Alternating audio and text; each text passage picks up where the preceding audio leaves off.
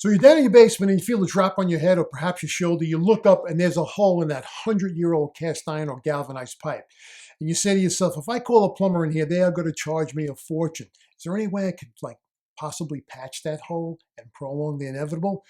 Well, there is, folks. It's an epoxy patch. And I know a lot of people poo-poo the epoxy patch, but you know what? When done correctly, it could last a lifetime. And that's what this video is about, so stick around.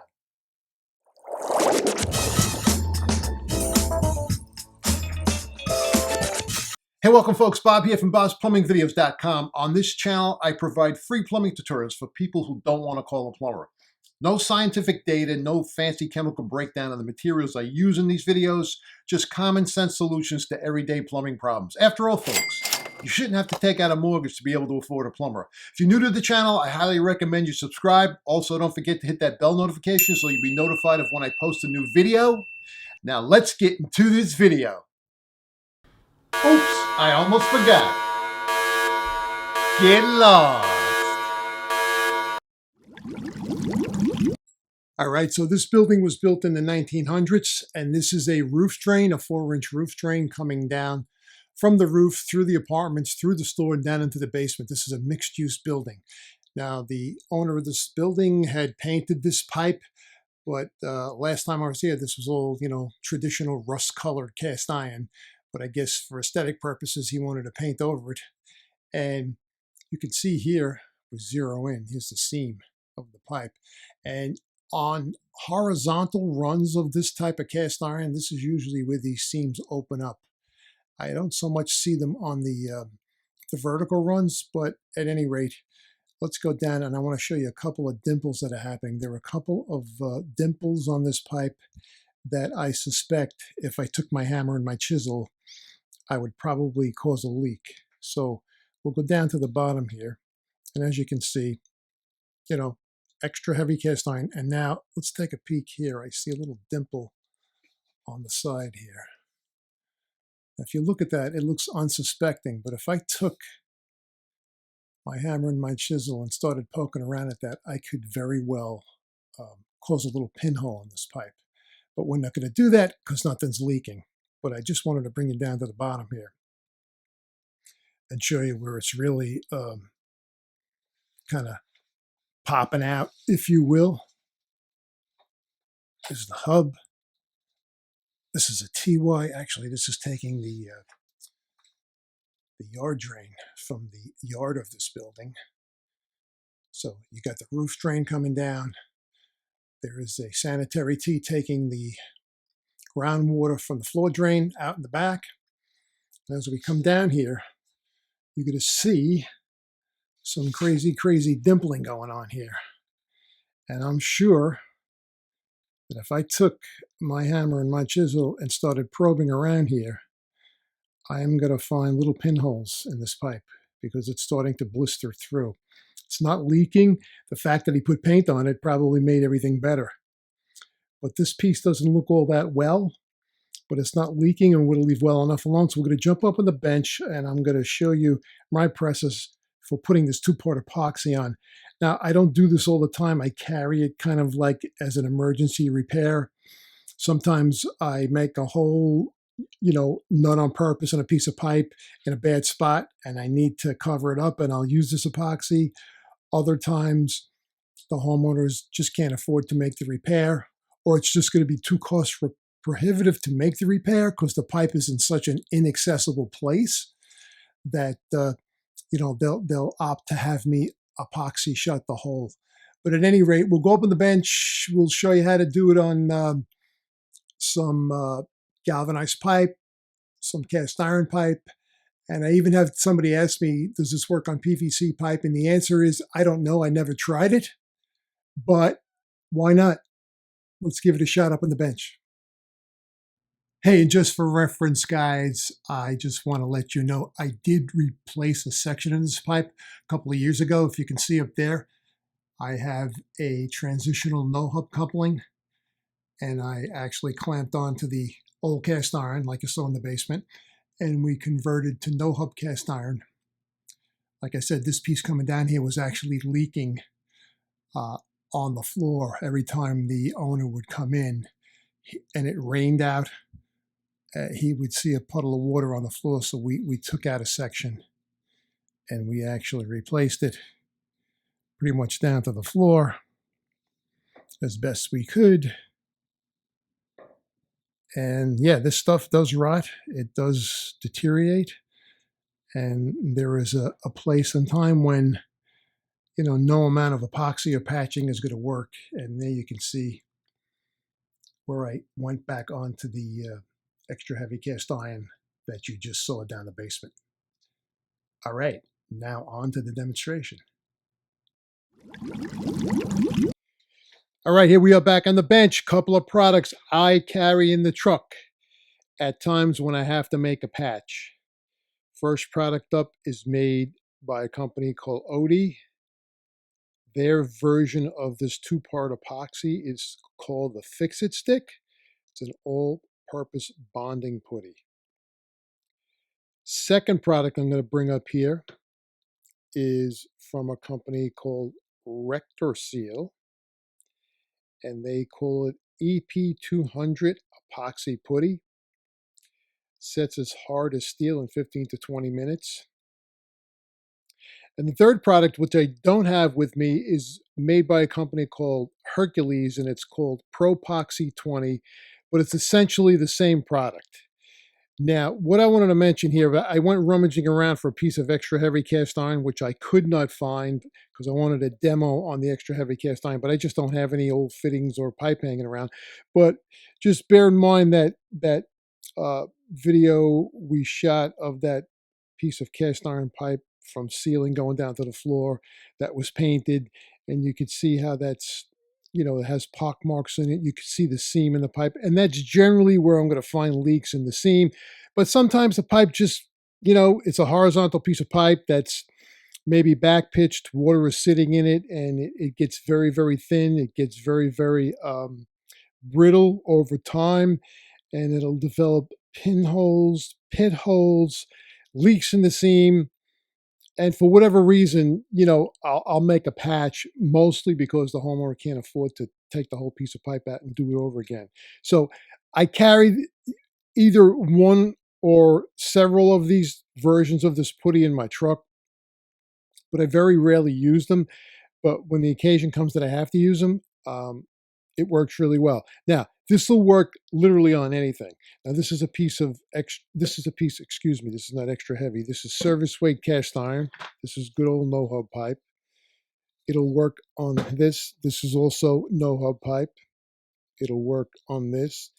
Somebody asked me if it'll work on PVC. It will work on PVC, but you gotta rough the surface up, and we're gonna go over that. And it'll even work on lead. If you want to patch a hole in an old lead bend, no problem. It'll work. The key to a successful repair is preparation. I use, as a final swabbing, lacquer thinner. If you read the labels, they'll tell you to use mineral spirits. I don't know. I'm a lacquer thinner type of a guy. You're going to need yourself some maybe Scotch-Brite, a Scotch-Brite pad. You're going to need yourself some sandpaper, perhaps a file. And if you really want to expedite things, I got a Dremel tool here with a little sandpaper head on it. I also have a little bucket of water here. I have some water in here. But essentially, regardless of which one of these materials you're trying to patch, you got to prep it. Now, let me just issue a warning here. If the pipe you are trying to patch and stop a leak from is tissue thin, you're not going to want to lay into it very heavily. You gotta maybe just get the Scotch-Brite, and you gotta give it a nice little light buffing to take the surface residue off, or a little surface buffing with some sandpaper to take the residue off. If it is a pinhole, or it's just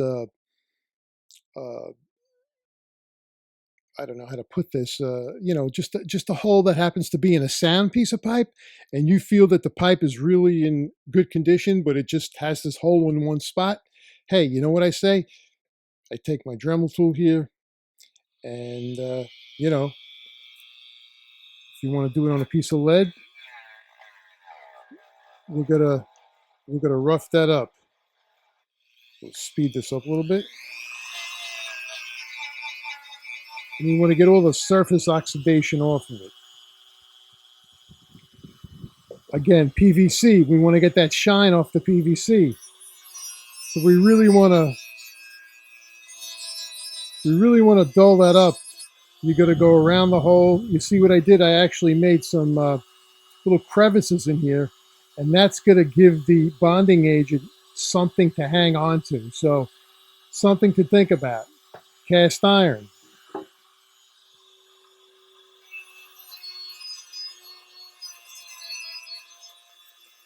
This has got a coating on it. All you have to do is dull it up, folks. You don't have to go down to the bare metal. Just dull it up. Give the epoxy something to latch on to.